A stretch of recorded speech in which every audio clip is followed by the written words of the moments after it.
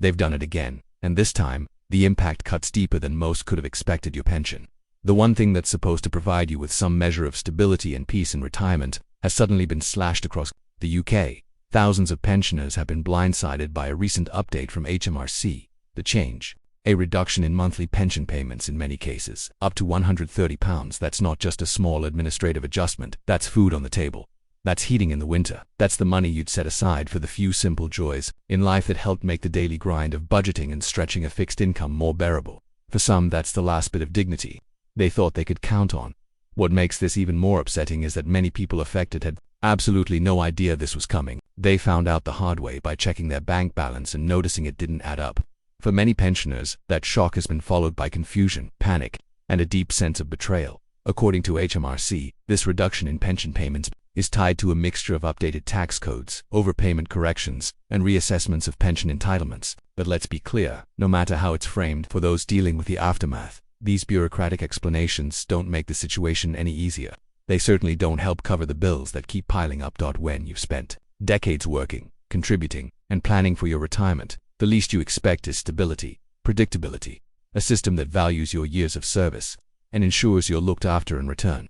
That's what the pension system is supposed to represent. A reduction of £130 a month throws all of that into disarray. For many retirees, especially those already living on tight budgets, this change is devastating. It can mean skipping meals, cutting out social engagements, missing medical appointments, or dipping into savings earlier than planned. For some, it might mean falling into debt, struggling to pay for utilities, or relying more heavily on family, friends, or charitable organizations to get by. So, what's going on here? Why is this happening now? Who exactly is being affected? And is there anything you can do about it? HMRC has stated that these reductions stem from adjustments made following recent reviews of pension entitlements. These reviews uncovered what they claim were past overpayments. In other words, many pensioners were receiving more money than they should have been, according to HMRC's updated assessments. These errors, which most pensioners didn't even know existed, are now being clawed back, often without clear communication or warning. This is the crux of the issue.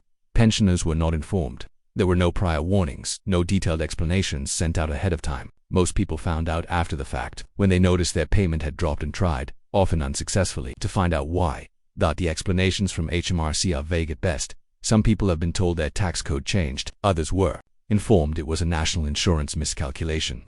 A few were told it was due to reassessed entitlements based on new data or system corrections. And yet, despite these technical justifications, there is still no consistency in the messaging, no transparency in how these figures were calculated, and no reassurance that this won't happen again. The lack of clear communication is one of the most upsetting aspects of this entire situation. People are being treated like data entries, not human beings. No compassion, no accountability, just cold, confusing bureaucracy. For those who try to reach out and ask for help, the response is often met with hours of being on hold, repeated transfers between departments, and little in the way of actual answers.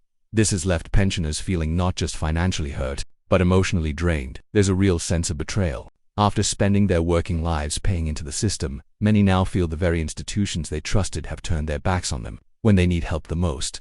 And this isn't limited to one region. Reports are coming in from all over the UK, from Newcastle to Bristol, with people experiencing similar issues.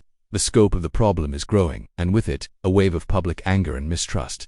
This anger is not just about the money. It's about the complete lack of respect and care shown throughout this process. Pensioners are not asking for luxuries. They are asking for clarity, fairness, and the ability to plan their lives with some degree of confidence and control. Instead, they've been thrown into a stressful, chaotic mess with no clear path forward. Some have been told they can challenge the decision, but the process is exhausting. You're expected to dig up old correspondence, track past payments, and coordinate with different government departments that don't seem to share information effectively. Many pensioners are finding that the system is so complex and disjointed, it feels designed to discourage people from pursuing any kind of appeal.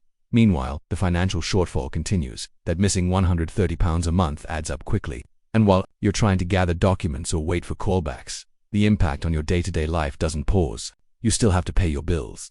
You still need to eat. You still want to live with dignity. There's also a deeper emotional toll here. Many pensioners have reported feeling anxious, sleepless, even depressed over the uncertainty this has brought into their lives. At a stage where they should be enjoying peace of mind, many now find themselves worrying about their finances in a way they never expected. It's particularly distressing for those dealing with health problems, mobility challenges, or social isolation. For people who may already struggle to get out of the house or who have no one to support them, navigating this bureaucratic nightmare is overwhelming.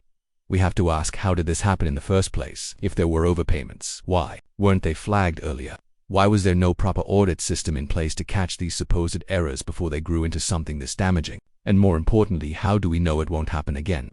These are the kinds of questions that demand answers. This situation isn't just about administrative mistakes. It's about a larger systemic failure. A failure to protect the financial security of some of society's most vulnerable people.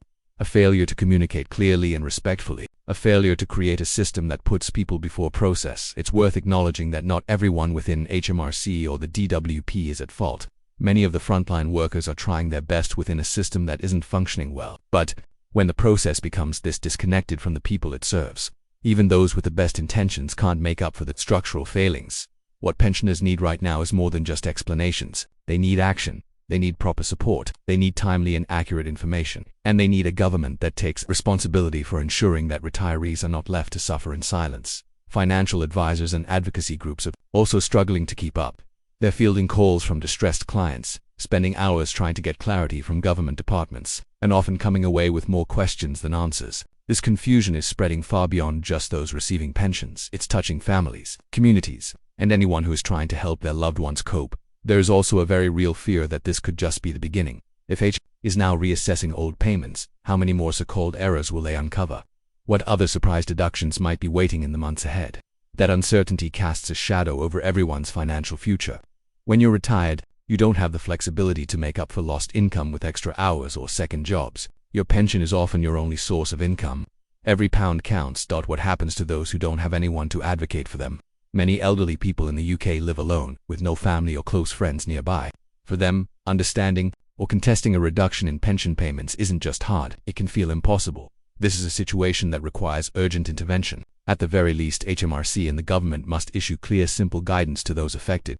People need to know why their payments were reduced, how the figure was calculated, and whether or not they can do anything about it. At present, too, many are left hanging, waiting for letters that never arrive, spending hours on the phone with no result, or being referred endlessly from one department to another. That's not good enough. Not for people who've spent their lives working, paying taxes, and contributing to this country. They deserve better.